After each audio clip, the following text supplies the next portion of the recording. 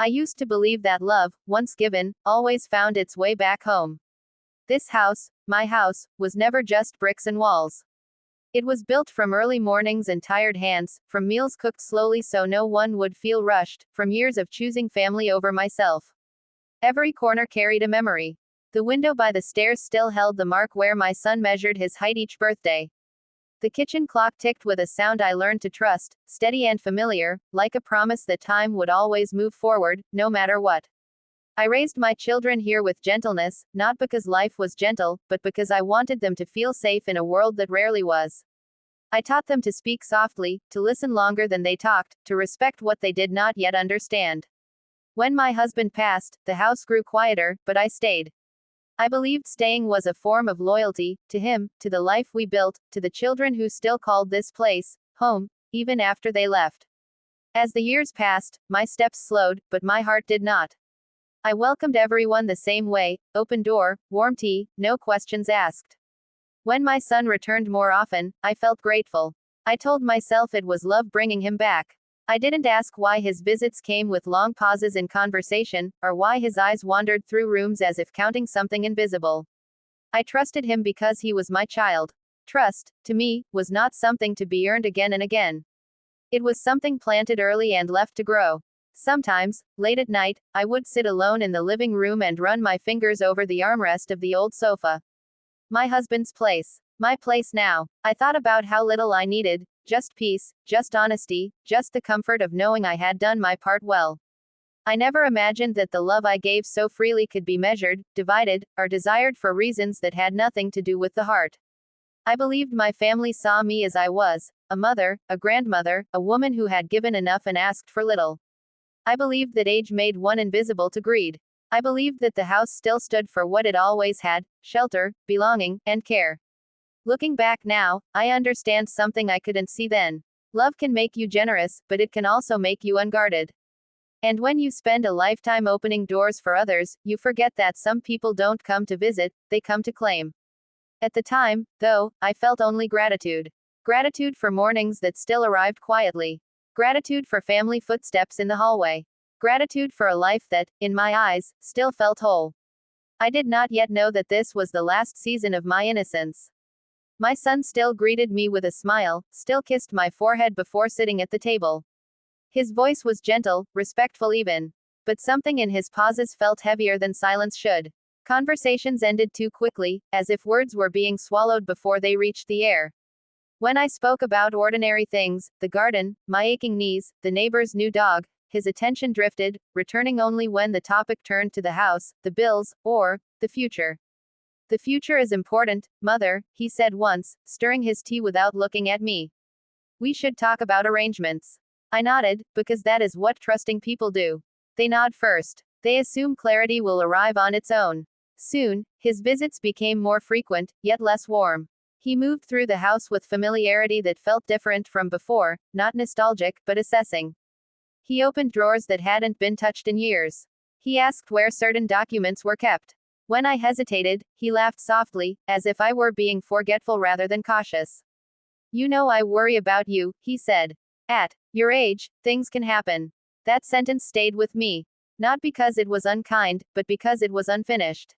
I began to notice small changes. The mail no longer appeared where I left it. Papers I remembered placing neatly were shifted, slightly out of order. Once, I found a folder on the dining table, property records, old bank statements. When I asked about it, he folded it away calmly. I was just organizing for you, he said. You should rest more. Rest. The word sounded generous. It felt like a suggestion. But underneath it, I sensed something else, a quiet attempt to move me aside. At night, I replayed moments in my head. The way his smile tightened when I mentioned leaving the house to my granddaughter. The impatience he masked as concern when I refused to sign anything without reading it. The way he spoke about my life as if it were already behind me. Still, I said nothing. Silence had always been my way of understanding people. I believed that if you listened long enough, truth would reveal itself without confrontation. So I watched. I waited. I allowed the house to speak. And it did. I heard him on the phone once, late in the evening, his voice low and urgent. I caught only fragments. Documents, sooner than expected, she's still sharp. When I entered the room, he ended the call and smiled as if nothing had happened. That was the moment my trust cracked, not loudly, but enough to let light through. I did not feel anger. I felt something colder. Disappointment mixed with grief, not for what was happening, but for what I was realizing. The child I raised with patience and sacrifice was standing before me, shaped by wants I did not recognize. Yet even then, I told myself there must be an explanation. Mothers are skilled at protecting their children, even from the truth. But some truths do not demand confrontation. They ask only that you stop looking away. And so I did. There are moments in life that arrive quietly but divide everything into before and after. That day began like any other. The house was still, wrapped in the soft light of late afternoon. My son was there, unusually attentive, walking beside me as I moved slowly through the hallway. He spoke about repairs the house needed, about how stairs can be dangerous, at my age. His hand hovered close to my elbow, not quite support, not quite distance. When I placed my foot on the first step, I felt a sudden shift.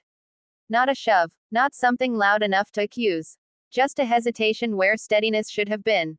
My balance failed me, and I reached for the railing that wasn't there anymore. I remember the sound of my breath leaving my body, the sharp awareness of falling, and then the cold floor rushing up to meet me. I did not scream. I lay there, stunned, listening to my own heartbeat. My son stood above me, his face pale, his eyes searching, not for my pain, but for witnesses. "Mother," he said carefully, "you should be more careful." That sentence told me everything. He helped me up slowly, apologizing in the way people do when they are afraid, not when they are sorry. He insisted I rest, that I had simply missed a step. Later, he told others the same story. I heard him repeat it on the phone, his voice steady, practiced.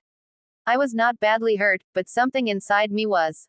That evening, alone in my room, I replayed the moment again and again.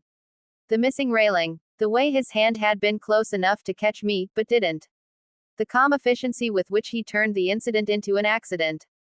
I realized then that what hurt most was not the fall, it was the intention behind the silence that followed it. I understood what I was meant to do next. Forget. Forget the hesitation. Forget the look in his eyes. Forget the slow replacement of care with calculation. Forget, because forgetting would make things easier for everyone else. But I did not forget. Instead, I grew very quiet. I stopped sharing my thoughts. I stopped correcting his assumptions. I smiled when he spoke about my declining strength. Silence became my shelter, not my weakness. In that quiet, I began to see clearly. The greed was not loud. It wore concern like a costume. It hid behind words like responsibility and preparation. One afternoon, as I sat by the window, watching dust float through the sunlight, I felt something shift inside me. Not fear, not anger, clarity. I had spent my life giving. Now, I understood that giving without boundaries teaches people how to take. That night, with steady hands, I made a call. Not to accuse, not to punish, but to protect what remained of my dignity, my truth, and the life I had built with love. That call did not raise my voice. It returned it to me.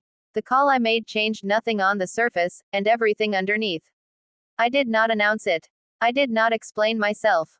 I simply spoke to people whose work was built on listening carefully, a lawyer who believed in quiet preparation, a social worker who understood the language of subtle harm, and a doctor who documented what others dismissed as age. I told my story the way it had unfolded, not with drama, but with patience. Facts, timelines, observations. The truth, spoken calmly, has a weight of its own.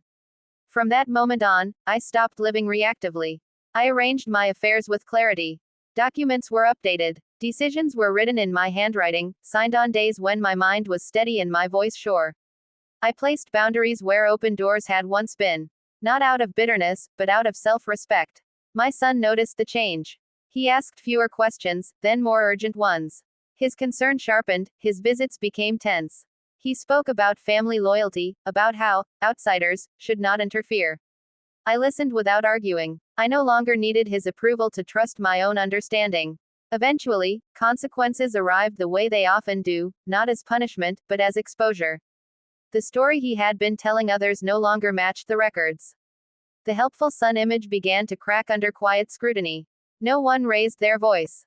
No one needed to. He stopped coming. The house grew still again, but this time, the silence felt clean.